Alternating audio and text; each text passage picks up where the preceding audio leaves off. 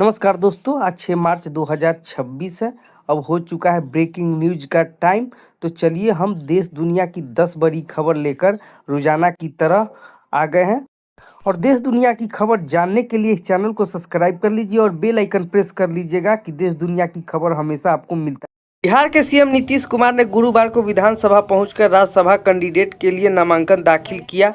CM के साथ BJP अध्यक्ष नितिन नवीन, रामनाथ ठाकुर, उपेंद्र कुशवाहा, शिवेश कुमार ने भी नामांकन दाखिल किया। इस दौरान केंद्रीय गृह मंत्री अमित शाह भी मौजूद रहे। नामांकन के बाद अमित शाह ने कहा, उनका कार्यकाल बिहार के इतिहास में स्वर्णिम पृष्ठ के रूप में लिखा जाएगा। बिहार विकास के सारे मायने उन्होंने गति देने का काम किया। उन्होंने अपने शासनकाल में बिहार को जंगल राज के मुक्त करने का काम किया। उन्होंने केवल बिहार की सड़क गांव से जोड़ा, उनकी स्थिति सुधार किया। इतने लंबे कार्यकाल में विधायक, सांसद, मुख्यमंत्री, केंद्रीय मंत्री रहते हुए उनका कुर्ते पर कभी दाग नहीं लगा। भ्रष्टाचार का आरोप के बिना इतना लंबा राजनीतिक सफर शायद किसी ने तय किया हो। सीएम नीतीश कुमार ने एक्स पर पोस्ट करके खुद राज्यसभा जाने का ऐलान किया। जेडीयू कार्यकर्ता ने नीतीश की सभा जाने का विरोध कर रहे हैं। सीएम हाउस के बाहर सुबह कार्यकर्ताओं का प्रदर्शन कर रहे थे। कार्यकर्ताओं का कहना है कि नीतीश कुमार बिहार के हैं और उन्हें कहीं नहीं जाने देंगे, हम अपना जान भी दे देंगे। सीएम हाउस के बाहर कार्यकर्ता रो रहे थे। जो भी मंत्री विधायक आ रहे हैं उन पर वापस भेजा जा रहा है, उनकी गाड़ियों पर पीटा जा रही है। भारतीय शेयर बाजार में लगातार तीसरे दिन गिरावट के बाद थोड़ी राहत देखने को मिला है। बाजार ओवरऑल स्थिति से निकलते हुए बढ़ने के साथ खुला है, लेकिन निवेशकों का भरोसा अभी पूरी तरह मजबूत नहीं हुआ है। पश्चिम एशिया में बढ़े तनाव और वैश्विक अनिश्चितताओं के कारण बाजार में अस्थिरता बनी हुई है। गुरुवार की सुबह की शुरुआत सकारात्मक रही। निफ्टी 50 करीब 135 अंक बढ़त के साथ 24,615 रुपये पर खुली। वही सेंसेक्स लगभग 414 अंक की तेजी के साथ 79,530 अंक के स्तर पर पहुंच गया। हालांकि शुरुआती तेजी के बावजूद बाजार में पूरे दिन उतार चढ़ाव देखने को मिला।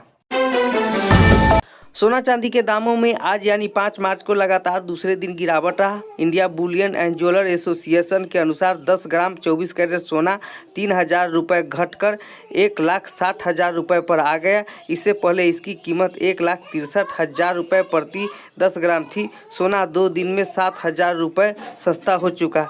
वही 1 किलो चांदी 13,000 रुपये गिरकर 2,58,000 पर आ गई। इससे पहले इसकी कीमत 1,71,000 रुपये प्रति किलो था। ये 2 दिन में 32,000 रुपये सस्ता हो चुकी है। सचिन तेंदुलकर के बेटे अर्जुन तेंदुलकर के आज सानिया चंडोक के साथ मुंबई में शादी हुई। शादी समारोह में अमिताभ बच्चन, मुकेश अंबानी और जय शाह पहुंचे। भारतीय क्रिकेट टीम के पूर्व कप्तान महेंद्र सिंह धोनी की पत्नी साक्षी के साथ आए। वही पूर्व कप्तान राहुल द्रविड़, अनिल कुंबले, क्रिकेटर अजिंक्य रहाणे, सुरेश रैना, हरभजन सिंह भी मौजूद रहे।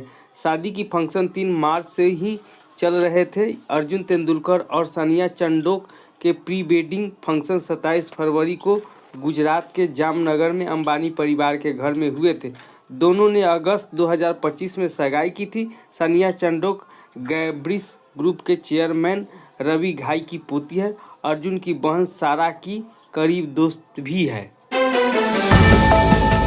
पश्चिम बंगाल चुनाव से 1 महीने पहले राज्यपाल सीवी आनंद बोस ने इस्तीफा दे दिया है। तमिलनाडु के राज्यपाल RN रवि को बंगाल के अतिरिक्त जिम्मेदारी दी गई है। उधर लद्दाख के उपराज्यपाल कविंद्र गुप्ता ने भी इस्तीफा दे दिया है। बोस ने राष्ट्रपति द्रौपदी मुर्मू को अपनी इस्तीफा भेज दिया है।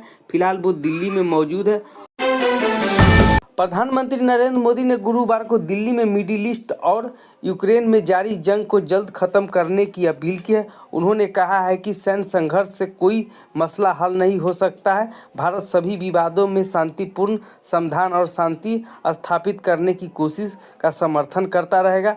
पीएम ने यह बात फिनलैंड के राष्ट्रपति अल्बेंडर स्टॉब के साथ द्विपक्षीय वार्ता के बाद कही। उन्होंने कहा कि भारत और फिनलैंड दोनों की एक कानून शासन और संवाद और कूटनीति पर विश्वास रखते हैं। हम इस बात पर सहमत है कि सिर्फ सैन्य संघर्ष में कोई समस्या हल नहीं हो सकती।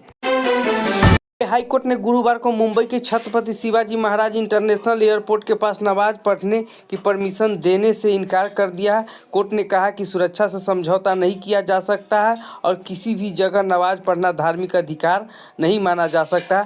जस्टिस बीपी कोलावाला और जस्टिस फिरोज पूनावाला को बेंच ने टैक्सी और ड्राइवर और ऑटो रिक्शा ड्राइवर ने याचिका पर सुनवाई कर रही थी। इस मांग की गई थी कि एयरपोर्ट के पास एक अस्थायी शेड था जहां पे नमाज पढ़ने थे, जिसे पिछले साल अधिकारियों ने हटा दिया। नेपाल में आम चुनाव के लिए सुबह 7 बजे से शाम 5 बजे तक वोटिंग हुई। रात 12 बजे से काउंटिंग शुरू होगी। चुनाव आयोग ने के मुताबिक दोपहर तक 60% वोटिंग हुई। इससे पहले प्रधानमंत्री सुशील कारगी ने काठमांडू में धापासी स्थित मतदान केंद्र पर वोट डालना था। उन्होंने कहा कि अब इनका रोल पूरा हो चुका है। उन्होंने कहा कि यह चुनाव देश का भविष्य तय करने वाला है। ईरान के खिलाफ अमेरिका इजराइल हमले के आज छठा दिन है। इजराइल और अमेरिका सेनाओं ने गुरुवार को भी ईरान के अहम ठिकाने पर मिसाइल दागी। ईरान और इजराइल और गल्फ देशों में अमेरिका सैन्य ठिकाने के साथ अन्य जगहों पर भी हमला जारी है। भारत ने चौथी बार T20 वर्ल्ड कप में फाइनल में प्रवेश कर लिया है।